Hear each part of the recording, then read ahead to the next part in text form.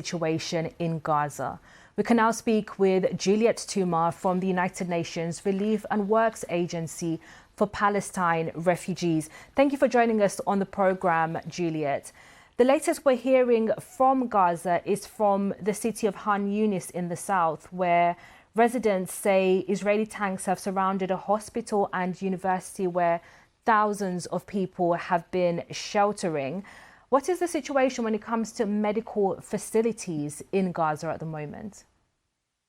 Yes, thanks for having me.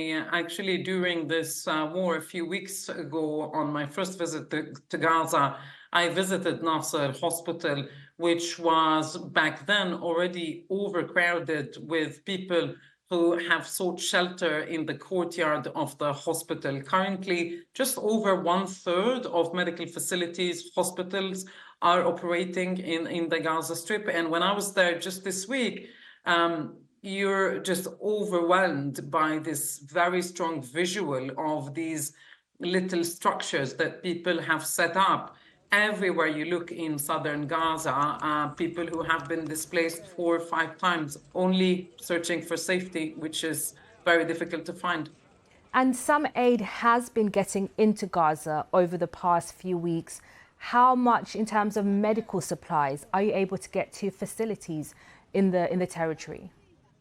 Look, we've seen a slight increase in specifically in the deliveries of wheat flour into the Gaza Strip and some medicines. However, when I was there, I went into one of the pharmacies that we manage at UNRWA, and the pharmacist there, she told me that while there is more supplies now in terms of basic medicines, there are many, many things that continue to be missing, and that's more for chronic diseases like diabetes, cancer, diabetes for children. There are many, many things that continue to be missing. This is exactly why after we stepped out of Gaza, we said at UNRWA that siege is the silent killer of people in Gaza. And in your latest report, you focus on the lives of people who are displaced, particularly around Rafah. Just tell us about the situation for people who've had to flee their homes because of the fighting.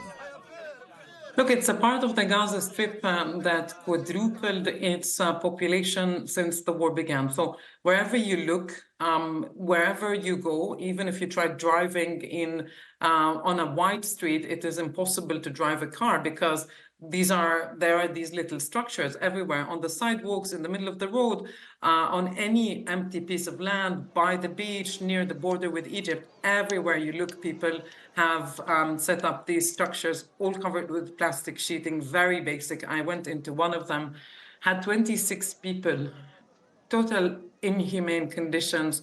People slept on the floor, they didn't have blankets, they cooked where there was sewage flooding, absolutely awful.